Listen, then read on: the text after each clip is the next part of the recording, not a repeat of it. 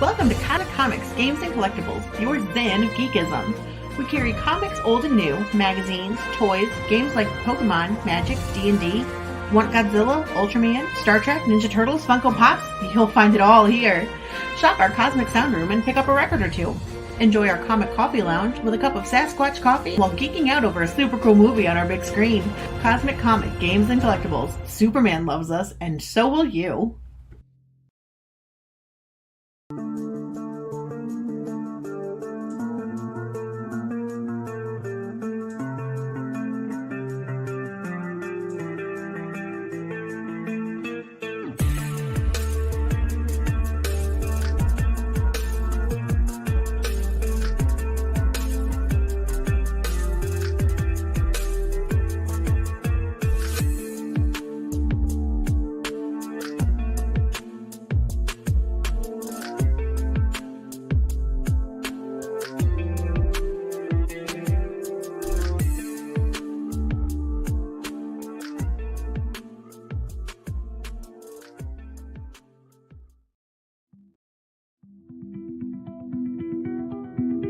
It's a real pleasure for me as a longtime fan to be sitting here with Aaron Gray. Here with Larry Hama. We're talking with Kevin J. Anderson, best-selling author. Mr. Neil Adams. I am here with David Prince. Axel Alonso, editor. Shadow Stevens. And Devil's Comic-Con with John Delancey. With Tom King. Kevin Conroy. Free comic book day. Denise Crosby. PopCon Pop Expo. Here on location at Star Wars Celebration. Sci-Fi Expo, talking for our second time with Gil Gerard. Wichita, Kansas at Time Eddie. Producer David Gerald. I've got Eric Flint. Are here at Smallville Comic Con. Wizard World St. Louis. VillageCon in Bentonville, Arkansas. Michael Lombardi. We were talking with Alan Dean. Quincy Allen. Suzanne Lambden. Founder of Starlog Magazine, Mr. Kerry Oakley. Chris Sami. Len Lee. Dave Schwartz. Mano Inkarami.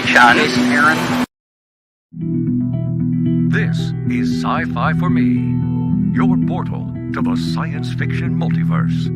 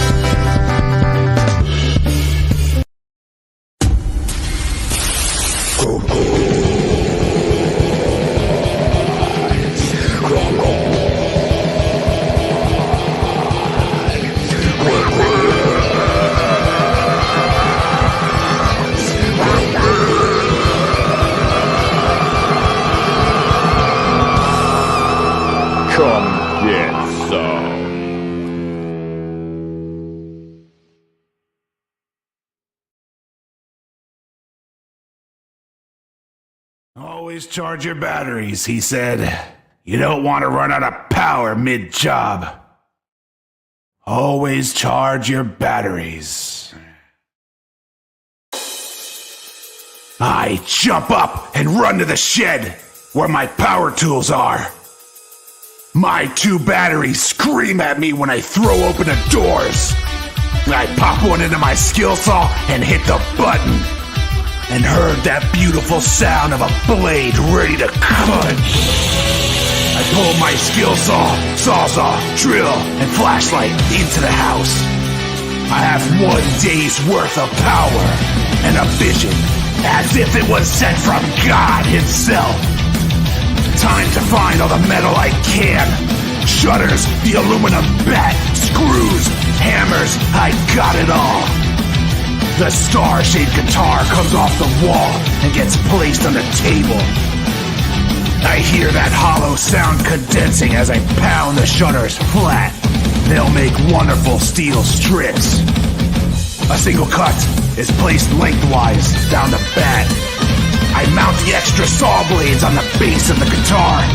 along the 2 spikes holding the weight at the bottom. I drill enough screws into those saws to survive hell. Next, I take the cut bat and pry it open, prepping the neck of the guitar.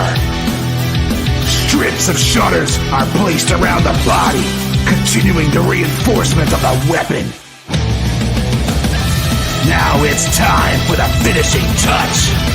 I secure 2 pocket knives open and mount one on each spike at the head of the guitar. A weapon I can swing, stab, and everything in between.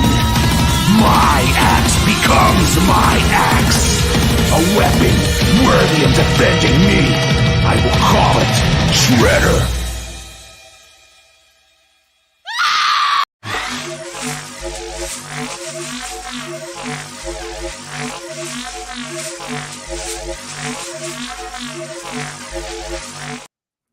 Ladies and gentlemen, please welcome JVP Music to the house. What's up, everyone?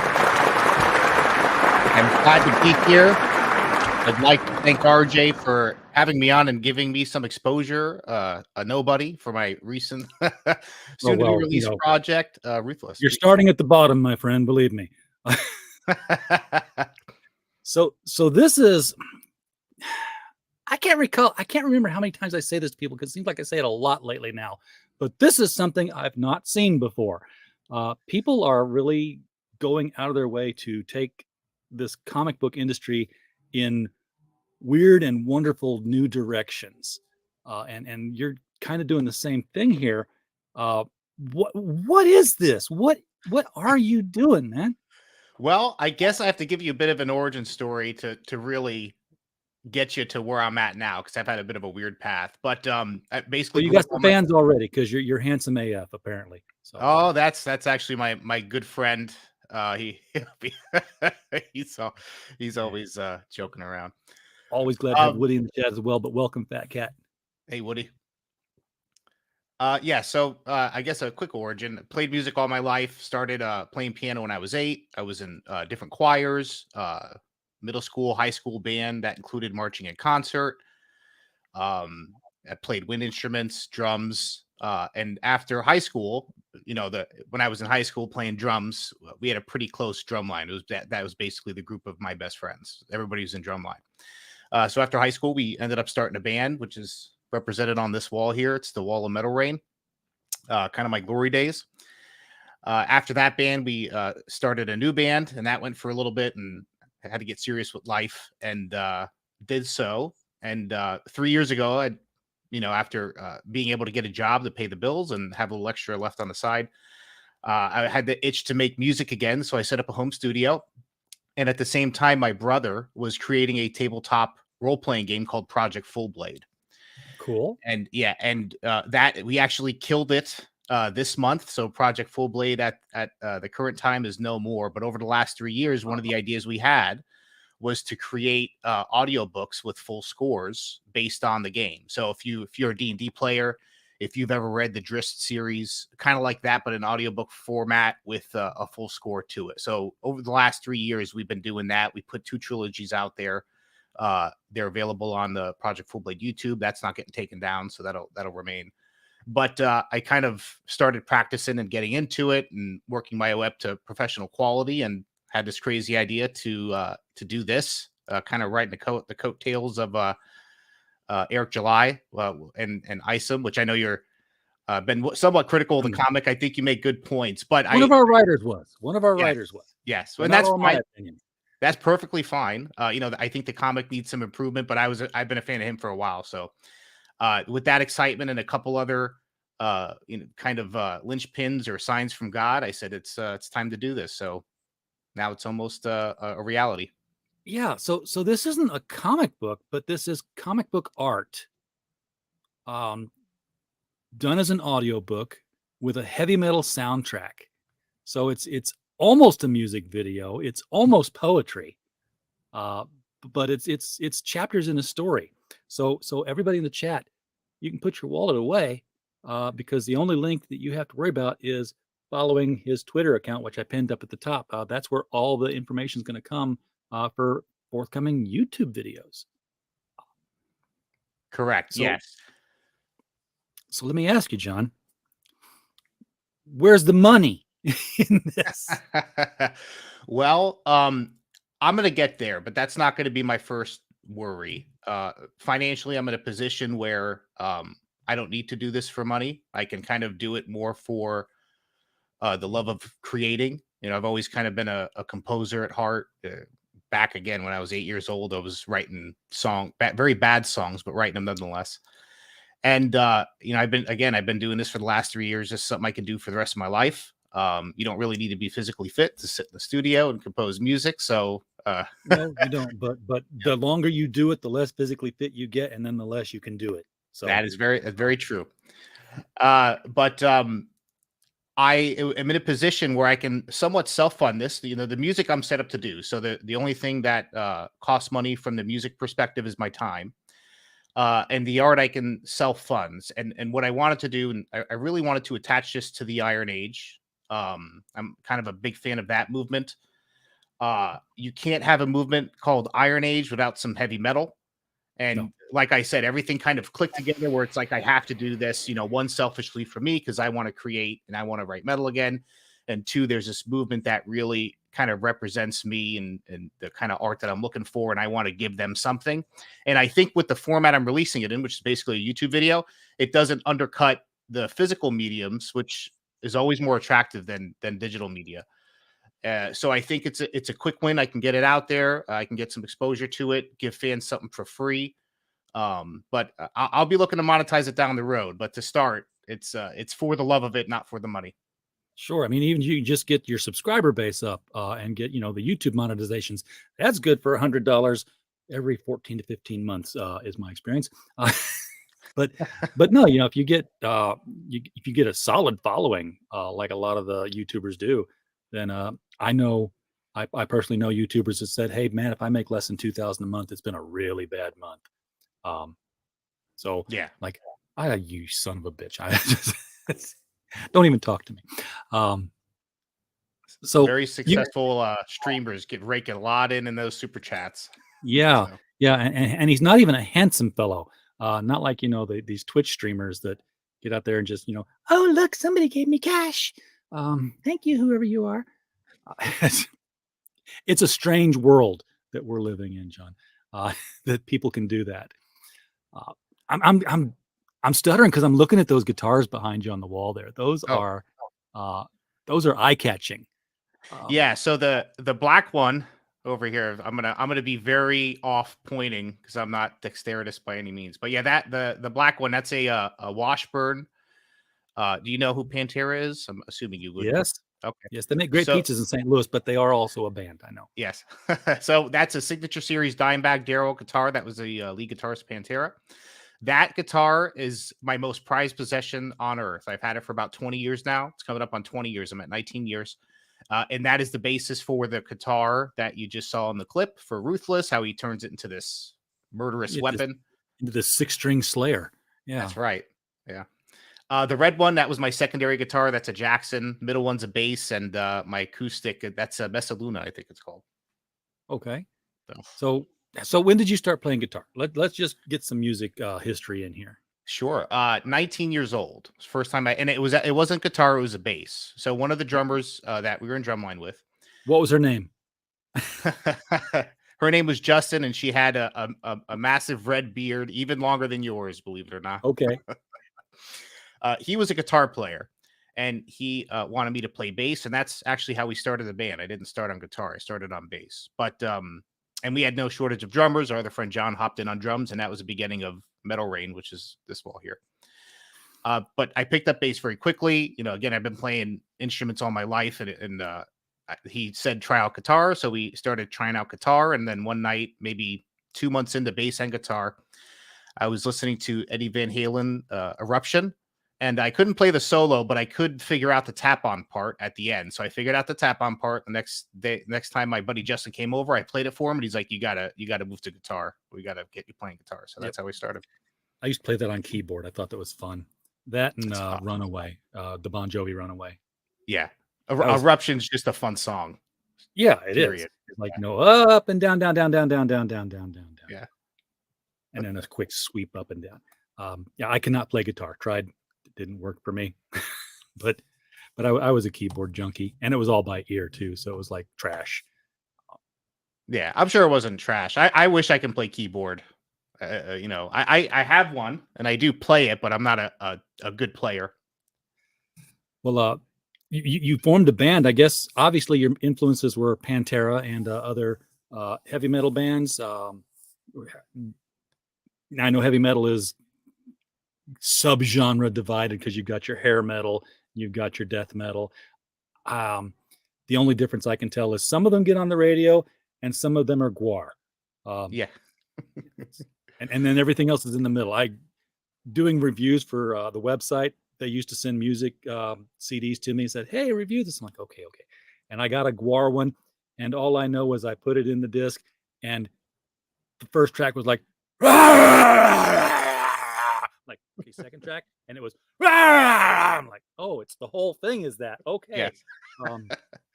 That was not for me, but some Sabbath, some Ozzy, Iron Maiden. That was the heavy metal of my growing up. Who were you? Who would you guys cover? Well, before I answer that, I have a very important question related to Sabbath for you. Okay. All right, and this will kind of tell you where I sit too. Who was the better Black Sabbath? Was it Ozzy Sabbath or Dio Sabbath? Oh, that's hard. Because they're both great. But I'm gonna say most of my favorite songs came from the Ozzy Sabbath.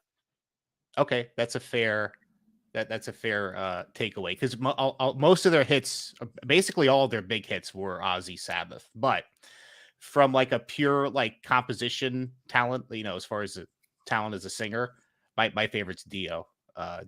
Yeah. I thought that those were their Dio best had songs. Dio had the advantage of when he talked after the song, you understood what he was saying. That's Ozzy true. Didn't have that at all. Yeah. But no, well, at the time I wasn't into Dio when we started the band, but my biggest influences were Pantera, Slipknot, old Metallica, Slayer, that the big heavy hitters of metal. That was my bigger influences. Hey, Woody says guar was a hoot. Ghost Cat, welcome. Ghost Cat says he's a Dio person. Woody, well, surprise, Woody was a wood and string guy, blue horns in school. George Peter Gatz is here. This is awesome. Thank you, George. Glad you're here. So why did the band break up? What Yoko Ono came in and made this dream fall apart? Well, we did have a Yoko, but I don't want to get into that story because every band does. The entire stream. That wasn't the end of it. We were going to try and move to Georgia because we played in South Florida.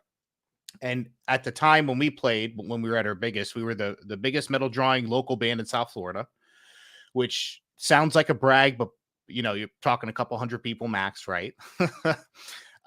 We had a couple of record offers with smaller labels that if we took it, we would have lived poor and it wouldn't have been a good life. So we didn't take them. And we wanted to move to Georgia because there was a bit of a bigger metal base there. Our drummer moved there and we ended up just not moving. He moved there not just for the band, but I hope not, because he would have been pissed. No, he didn't move there. Just his family was moving there too, and he was hitching with them. But we just kind of moved away and got on with life, and that was the end of it for a bit. And then jobs, money, bills, and then more money. It's like, oh, I've got more money. I can. As Harlan Ellison put it one time, it's like, what's the point of getting jobs and making money if we can't go back and buy the toys that we didn't have when we were kids with it? So that's right. You've obviously bought this huge array of toys that are on the wall there. And guitars are not cheap. They most certainly are not. Which was what made such a statement when the Who would destroy them on stage all the time. It's like, no, I paid for that with my ticket money. So they could just give those away and make somebody very, very happy instead of destroying them, Yeah, just sign it and toss it out in the audience and let them tear it up, because that's what would happen. Comics, though, you're a big comics fan as well. What were your early comic book influences? Well, I guess How can I best describe this? When I was young, I was into comics. It wasn't maybe as extreme as some other people, but I had a pretty decent collection. I had about 75 comics. And I made a video about this. My favorite comic, it was a Wolverine comic called Wolverine Jungle Adventure. I think it was like issued in 1990. He was fighting Apocalypse. The art wasn't classic Wolverine, though. It looked more like Conan's. It was just like a really dark version of it was just my favorite comic. But my most prized possession was actually my collection of comic cards. And it was all Marvel. And I had all the 90s Marvel cards. And I just remember looking at Cable and thinking how awesome he looked, and Gambit. Like those were some of my favorite superheroes. And just little by little, I kind of fell out of the comic game. And 20 years later, my mother calls me up and she's like, "Oh, I found the box of your old comics." I'm like, "Oh, great, I'll come pick them up." So I picked them up, and the Wolverine comic was there, and I was looking at the other comics. I had some Spider-Ham. I don't know if you remember Spider-Ham. I remember Peter Porker. Yeah, there you go. Yes. And I looked at the box, and I wasn't really in the comics, and I drove to a local comic shop and gave them away. And this is about 2 years ago. Because I thought I was done with comics. And then, with the way media is going nowadays, it's just really not entertaining. And, Eric July generated a lot of excitement. So I got him with Isom #1. The second comic I bought, which is actually the first comic I read getting back to it, was Red, a cyberpunk fairy tale. Okay. Yeah. Yeah. And this is actually created by the gentleman who did, or one of the gentlemen who did the art for Ruthless. It's like a cyberpunk take on Little Red Riding Hood. It's a fun comic. I'm not in a position to really critique comics. I don't think that's a forte of mine, but I enjoyed reading it. And then I got a couple other comics on the way, but I'm real particular about who I support and who I buy from. I really just want stories that are made, with love and made to entertain. That was Mike Mignola on that Wolverine Jungle Adventure comic, by the way. I found that picture. Oh, nice. Same guy who did Hellboy. So if you're familiar with Hellboy, that kind of puts it in perspective. So how's the creation process then for Ruthless? I mean, obviously you're writing a song, but do you then have like the art director input to your artist and say, okay, this is how what you should be doing? Or do you just say, here's the lyrics, dude, run with it? Well, I was pretty lucky. So I don't know, the gentleman who in the chat, Ghost Cat, who said Dio, that's actually the narrator of Ruthless. He's my brother. He was the frontman of this band. That's my brother who created the tabletop, and that's who did all the voice acting for the audiobook trilogies that we made based on it. So he's had the same amount of practice as I have. So creating this, it was a little bit different than how we did it, because it was more on me as far as writing. I did the story. So I would write the story and the songs in tandem, and the whole thing, the first issue is going to be 17 minutes long, but it's not all like heavy metal like you heard in that clip. There's a lot of soundtracking when you have some down parts, or if I'm world building, the music might be slowed down, a little bit more epic. If I'm character building and it's a little bit more of a depressed scene where he's kind of just going over how lost he is, the music kind of drops with it. And when it's an exciting scene, it'll pick up with the fast-paced heavy metal and the solos. So I really am in a lucky position because I get to write the story and the soundtrack in tandem at the same time with each other. So I just keep that in mind. First step is to get the whole issue out, as far as what happens in it, and figure out where your peaks and valleys are, and then you just start writing according to that. And then it's all in the execution. You have to execute and make sure it sounds good and works well with each other. And I think I was successful with this.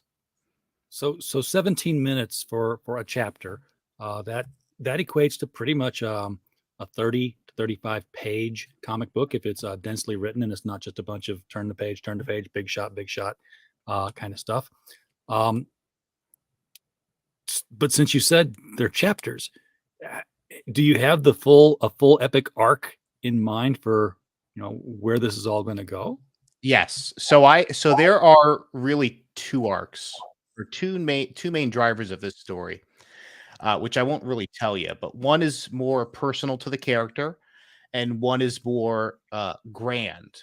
But they're going to run in parallel with each other. Right now, I have the first run planned out.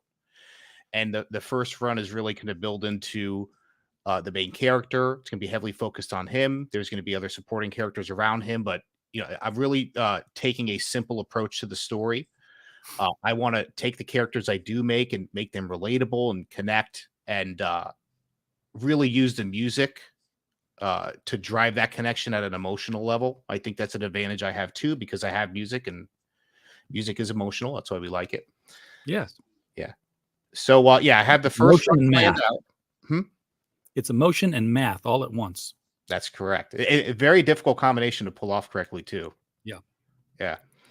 So I have the first run planned. I don't know exactly how many episodes it's going to take to get there. My guess is between 6 and 9.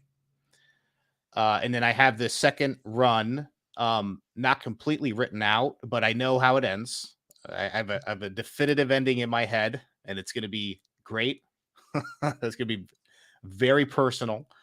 But that second run will include the kind of the bigger storyline that I have. So that's what I have now. When I get to the end of the second one, I don't know if I'm going to continue. I might just kill it if I think it's good as is. If I think I can write more runs that are great, I'll do so. But quality is always going to be at the top of my mind. I don't want to put out low quality story or music or anything. So if I feel like I come to the end of my road after those 2 runs, I might just kill it there. We'll see.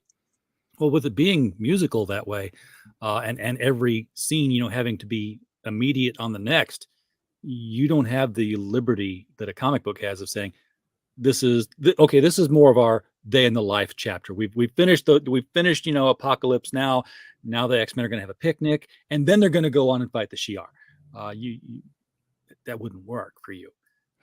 Yeah, so that's tricky, and that's interesting you brought that up, because I've been thinking about this.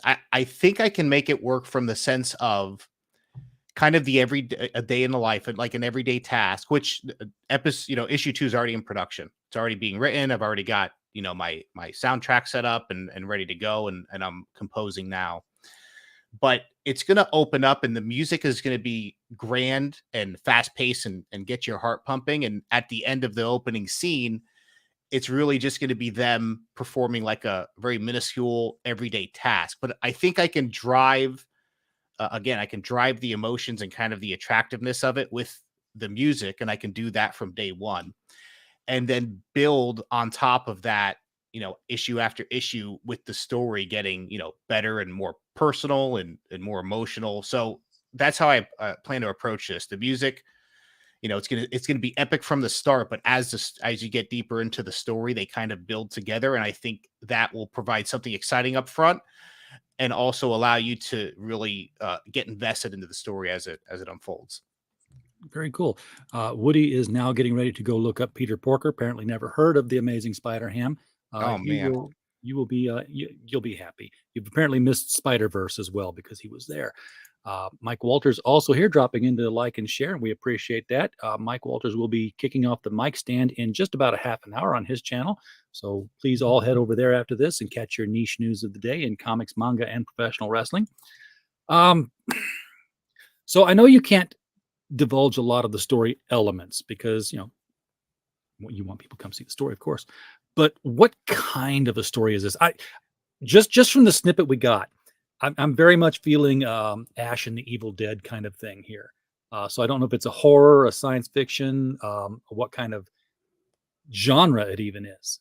Gotcha. Well, so I'll do a little world building here. I won't take too long, but the story begins with Ash talking about, out of nowhere, an event. Wait a second, Ash?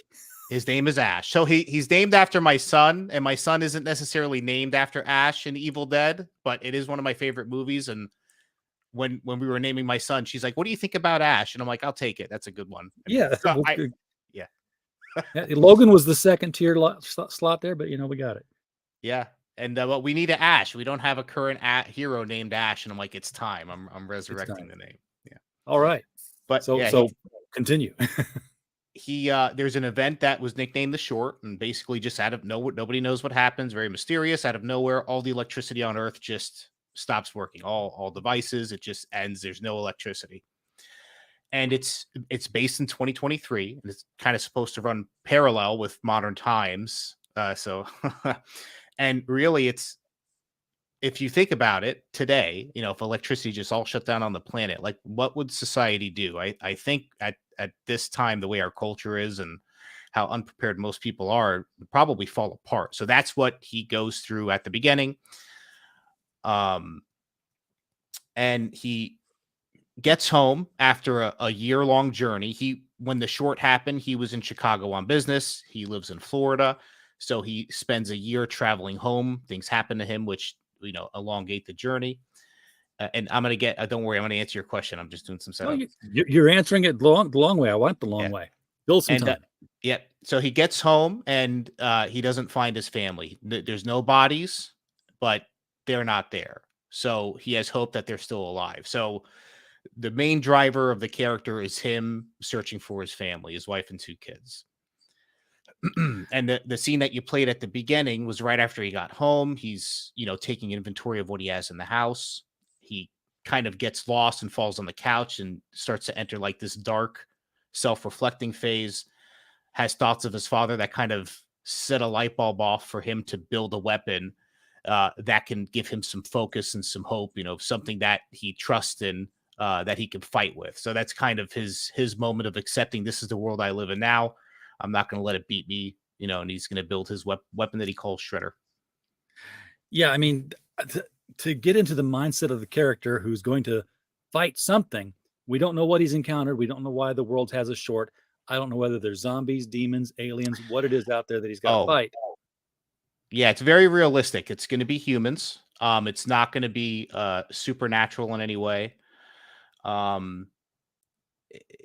The world is really representative of the current world we live in, and it's been recently post-apocalyptic, if that's the correct way of saying it. Okay, so he's fighting desperate people. Yes. Nothing more dangerous.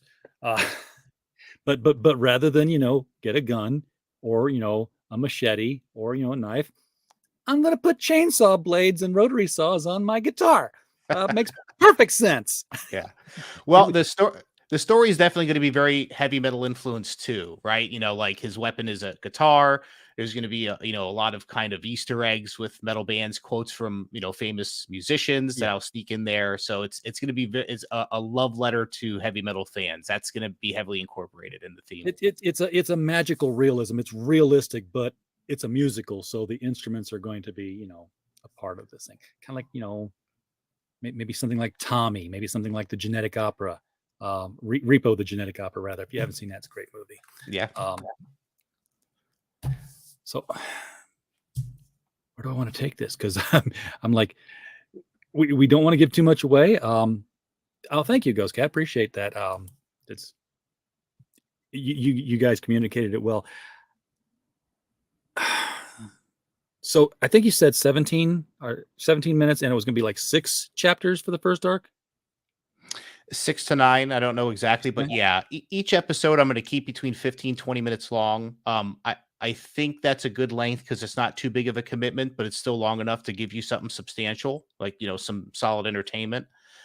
So I'm going to try and keep it around that length and, kind of build the whole thing out, the series out that way. So when you get to the final chapter on this, are you looking at any kind of physical medium, like, just compiling them all as chapters on a DVD with some extras and then selling the thing? I haven't thought of that option yet. That's not a bad idea. I feel like if I were to try and sell something that's already out there, it's a little cheap or cliche or whatever. I was thinking of a physical medium. I really would like to get to a place where I'm releasing a comic book with an issue. So somebody can almost sit down with their book, hit play, and have the music and the narrator read the story to them as they just kind of flip through and enjoy the art. Like I kind of like to get there, and that could be a way I can do it. But I have a lot of ideas, nothing finalized yet. But I would like to again monetize this, and I would like to put something physical out there because I love physical media. I hate digital media, even though this is digital. But yeah, I think physical is the way to go as far as media. Yeah, good. Well, first of all, I don't think people would not buy the physical media just because it was on YouTube, because you never know when someone's YouTube channel is going to go away, and then whatever you were watching is gone. They've never come to my house yet to take my DVDs away. And then Secondly, talking about it as a book that you have read to you with music, you're way too young to remember this, but there used to be a thing called Power Records um, when I was growing up, and it was literally a 33 and a third LP vinyl, and you put it on there, and you started playing, and you read the Batman comic book that came with it, or the Superman comic, or the Wonder Woman comic, and it was the whole adventure as you read the comic with complete with the ding, turn the page, because they figured you would just stay there if they didn't tell you, I guess. Um, it was a teach kids how to read kind of thing, but at the same time, you didn't have to read it. You could just listen to the adventure play out. It's like a radio drama. Yeah, so that's it wasn't pretty cool. Yeah, and that's what you've got kind of here too. Is it's a radio drama because um, it's not just dry read of the dialogue on a page. I'm not sure if you're going to have other voices, other characters come in. Yes. And have other people play them. Well, part of my plan is to kind of I like to collaborate. So I would love to get, people who would be interested in it come in and do guest voices, or if somebody wants to do, maybe not too big of a character, but somebody reoccurring and put the commitment in, that would be great too. But yeah, I do plan on writing. I already have a short list of people that I'm going to write to see if I can get them on for some guest appearances. Would they have to sing? No, no singing. I can't sing, so I'm not going to ask you to do something I couldn't do. That's funny. You're producing music and you say you can't sing. I used to be able to sing fairly decent, but it's just not been a passion of mine, so I can't really sing too well. So you're kind of the Alan Parsons of this group, then. Yes, I'm more of a composer than a singer. I gotcha. Yeah, I mean, there's a lot of voice actors out there who people gravitate toward. I was never a person who's like, oh, I've got to listen to this because it's got my favorite voice actor in it. But you look at people like Vic Mignogna. He's got this huge following. You're definitely doing this in an era where you can reach out to the right people and pull their crowd with them if you can get them. Yeah, you're right. A lot of people, at least when they're alive, but I believe it was Kevin Conroy, right? Voice of Batman. Yeah, just passed. The outpouring of love online for Kevin Conroy, who I used to watch some of the old Batman cartoons, but I didn't really know who voiced it. And when that happened and I saw the outpouring come out, I was like, oh, I'm going to look more into this Kevin Conroy guy. And I've been watching some of the older Batman cartoons where he voiced it with my kids. They're getting into Batman now. So, yeah, maybe not when they're alive, but if you do an epic enough job, you'll build your legacy to survive past your life. Yeah, the cool thing about Conroy was you can turn your back to the show and just work on something and listen to it, and the difference between Batman and Bruce Wayne. He same voice, totally two different characters when he did it. He really figured that out. Absolutely. I just watching him, you can tell how good he was at what he did. Woody, I'm not auditioning. Yes, we've mentioned Mike's show.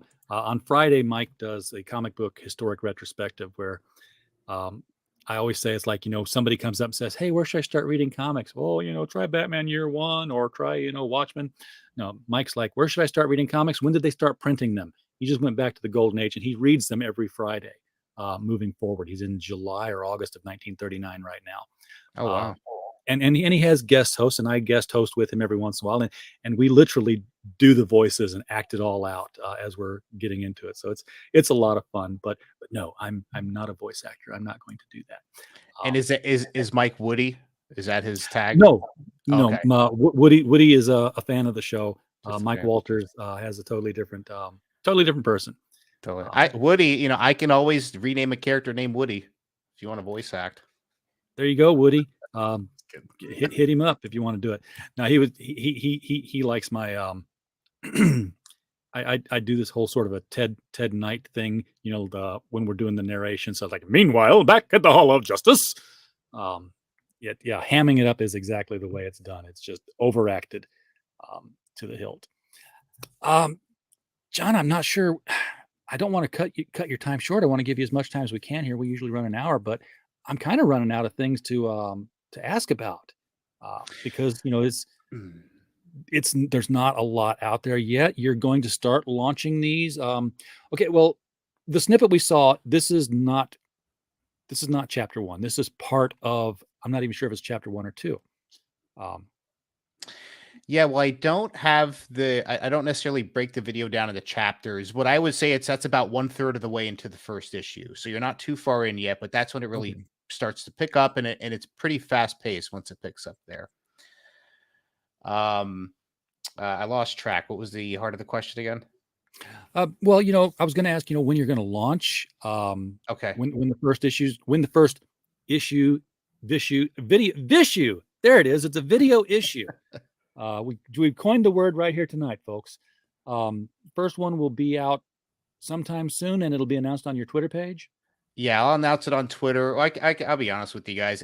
We're shooting for December 30th, so that's the original date. There's one piece that has to be completed. Something I a bit mismanaged in the project, so that kind of falls on me. So you can yell at me, but even with that, if that piece delays it, we're probably looking at a week or two, and then we'll be able to get it out. So within the next 2 weeks, it'll be released. But if we can get it out there on the 30th.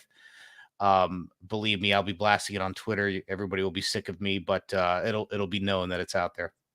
So everybody hit that link that's pinned to the top of the tweet list over here. Grab his Twitter link, subscribe, follow his account. It's Twitter. They use different words. And then when you get that notice, yes, watch the video, but while you're there, don't forget, hit that like, hit that subscribe, hit the bell so that the next time an issue comes out, you'll get that automatic notification, not the whether or not YouTube thinks you really want to know it or not. Don't leave it up to YouTube to decide. Hit the bell saying you want to know everything.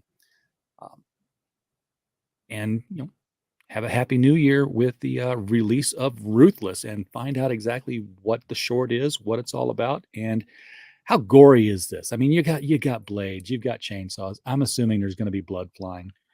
It's going to be gory, and there'll be horror elements, but there's going to be a lot of hope in the story too. I don't want to make it cynical, hopeless kind of story. I think that's important to have in your hero. So you're going to get both. You're going to get a very adult themed story, but it's going to have some wholesomeness in it too.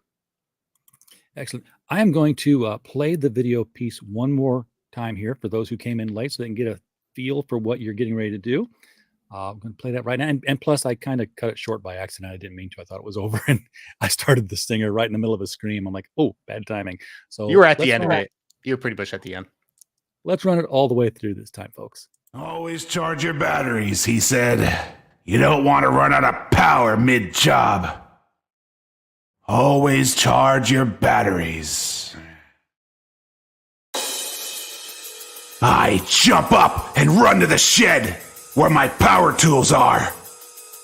My 2 batteries scream at me when I throw open the doors. I pop one into my skill saw and hit the button, and heard that beautiful sound of a blade ready to cut. I pull my skill saw, sawzall, drill, and flashlight into the house. I have 1 day's worth of power and a vision, as if it was sent from God himself. Time to find all the metal I can. Shutters, the aluminum bat, screws, hammers, I got it all. The star-shaped guitar comes off the wall and gets placed on the table. I hear that hollow sound condensing as I pound the shutters flat. They'll make wonderful steel strips. A single cut is placed lengthwise down the bat. I mount the extra saw blades on the base of the guitar, along the 2 spikes holding the weight at the bottom. I drill enough screws into those saws to survive hell. Next, I take the cut bat and pry it open, prepping the neck of the guitar. Strips of shutters are placed around the body, continuing the reinforcement of the weapon. Now it's time for the finishing touch. I secure 2 pocket knives open and mount one on each spike at the head of the guitar. A weapon I can swing, stab, and everything in between. My axe becomes my axe. A weapon worthy of defending me. I will call it Shredder.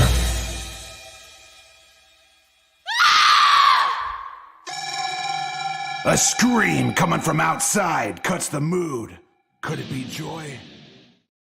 No, that was not a scream of joy. I've heard those before. That was definitely not it. Have you, John, have you seen Don Chin's Beard Zerker parody? I've not seen it. You must. You know the Keanu Reeves Berserker comic that's out there. Yes. Yeah. Don Chin basically did a parody of Berserker with Beard Zerker, and it's Keanu Reeves resurrected from cryostasis, but it's the Bill and Ted Keanu Reeves. Nice. And he's going out into an apocalypse with his axe, and it's his guitar turned into a weapon. Of course, it's all played for laughs, and the longer the story goes on, the longer his beard gets. I don't know why. It's parody. That's how it works. I'm gonna check it out. I pulled it up, and the art came up, and it kind of piqued my interest. So I appreciate it. Yeah, that was the first thing I thought when I first saw the guitar with all the weapons on. I'm like, oh, he's got to see Beard Zerker. He'll love this. I'm curious about one thing in the story element now, because the short, the thing that kicks this off is that all the electricity has gone off. But I'm guessing it wasn't like a polar switch or an EMF because the batteries still work. You can still charge batteries. Yes. It's anything charged before remains, but just the whole kind of infrastructure of what it is shut down. So it's like there was no electricity feeding into the house or anything like that. So theoretically, if somebody had solar panels and they were out in the middle of nowhere, they'd still be good. That'll work then, because I'd heard you mention the batteries in the first video, and it didn't quite stick with me, because so for a lot of our talk, I've been thinking that chainsaw and guitar, it was a gas powered guitar now. And it was like, you pull the ripcord and then you could play it, which is another cool idea, I guess. I would kind of like that too. Is there anything? I should have consulted with you. That was a good idea. Gas powered guitar. That may have been too close to Ash with the chainsaw. Maybe that would have seemed less original, but it's still a good idea. Yeah, the chainsaw guitar, I'd go for it. Take it and run with it, with my blessing. Hey, Keely Chow, you're coming in on the tail end here. We are we're talking about Ruthless, the so far free to view comic book music video that will be debuting on JVP Music's YouTube channel. Do hit the link at the top of the chat. Follow him on Twitter and get the alerts when this thing launches, ostensibly on December the 30th. But ish. It's it's how we indie folks do things, is kind of sort of on a schedule, but not on a tight one. Close enough. Yeah, close enough. John, I want to thank you for coming on tonight, because this has been a fun discussion. I want to know more about this, so I'm definitely going to be following you closely as you start to release these episodes, and would love to have you back on after a release, so we can get more deeply into the story. Maybe when you have issue 2 ready to go, we can then look back at what was there and look forward to what you're getting ready for the next chapter. Absolutely. Thank you for having me on, and giving me exposure, giving the story exposure to your followers. Much appreciated, especially from a creator. If a creator doesn't appreciate that, they probably need to fix that first if they ever want to make a name for themselves. So I again, much appreciated. I did want to ask you a question though. I'm open. As somebody who, so again, I was been out of comics for 25 years, 20 years, whatever it was. I've been a nerd though. I've been a D&D player most of my life, and kind of saw what happened with modern day tabletops, and it's not really that attractive anymore. And this year I bought 4 comics. Isom #1, the Red Cyberpunk Fairy Tale, and I have 2 on the way. One's the Shadow of the Conqueror from Shadversity, and the one I'm most looking forward to, it's called Kozor: Descent into Madness by the Barton Brothers. I just love the art on that one. Oh, there we go. Excuse me. I've got to stop my camera for just a tiny moment here. Don't pay no attention to that man behind the curtain.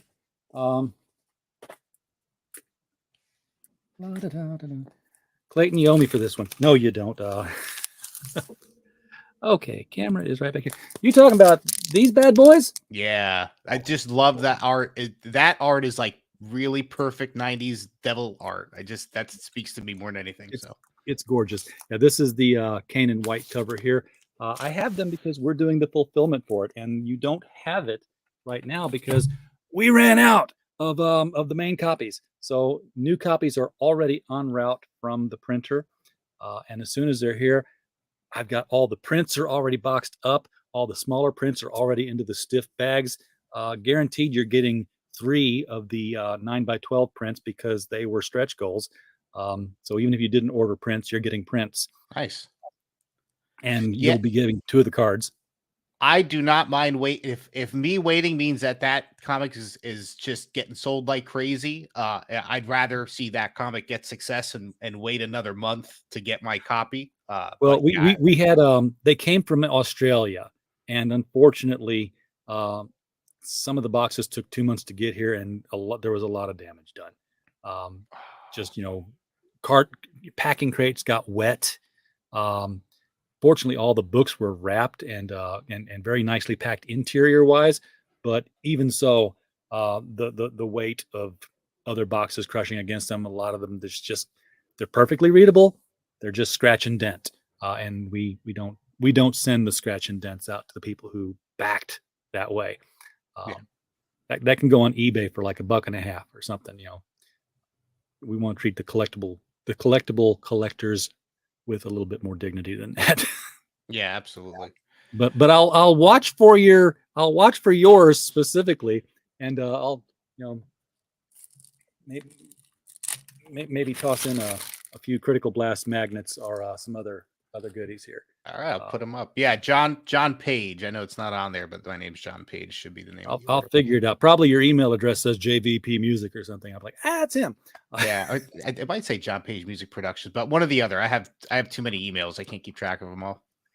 I'll highlight the spreadsheet tonight so I know that when I get to you, it will be taken care of. Awesome. But Kozor. So those are the comics I bought this year. I've seen, Mandy's comic Gem Shock. I haven't purchased it. I've seen Inglorious Rex looks cool. I'm pretty sure I'll pick up a Cyber Frog eventually. What other comics? Eventually, we all will. Yeah. What other comics that are new should I, as a noob, and anybody else who's a noob here, I'm asking this question for me and you. But what other comics should I look into that are new? Because I know whenever you ask comics, people say to go back to the old stuff. But I want to see new creators, maybe smaller creators. Lend them some support. I like a lot of titles across the board, all genres, but knowing just a little bit I know of your taste and styles, I would definitely recommend that you want to check out The Embrace. I think that that would definitely speak to you. I would also recommend The Company Men from Lee Byron Carver, and Red Eyes from David Feed. Red Eyes would be a very it's very much a Kozor kind of book. Red Eye, okay. With magic and medieval level, and yeah, it's very metal. Yeah, that's definitely my style. So I'll definitely check that out. Very cool. Well, I'm glad I could recommend some books to you. I recommend all our clients. Yes, George. Three times he's telling me here, Immortal Mask. Yeah, Immortal Mask would be another one, and that's another one we're fulfilling from Denali's Comics. That is a sort of a modern day noir, a generational thing. The Immortal Mask is he's a former soldier. Now he's a reporter, and he gets a once in a lifetime chance to interview somebody on death row. Turns out the guy on death row was the former Immortal Mask, and now everybody's after this guy. And he's got to put on the mask and take on his properties and shoot everybody. And not only can I talk about it, I can actually show you the artwork. Oh, there we go. It's all published, ready to go at denaliscomics.com. And it's all black and white, very Alex Raymond style of artwork going on in this. So heavily detailed. If you dense storytelling, if that's the kind of thing you like, then it's another one. That's at denaliscomics.com. And you saw the trailer at the beginning of the show. Yeah. If you want to just roll back and see it again, then you can. Sure. Thank you for reminding me, George. That was my plan. After the stream's over, I'm going to skip back to this part, write down all the comics you mentioned, and I'll start checking them out. All right. John, thanks again for coming on. We do appreciate it. Everybody in the chat, thank you for being here as well. We don't have a show without you. We're just podcast falling in the woods otherwise. And as always, while you were here, we just hope you had a blast. Good night, everybody.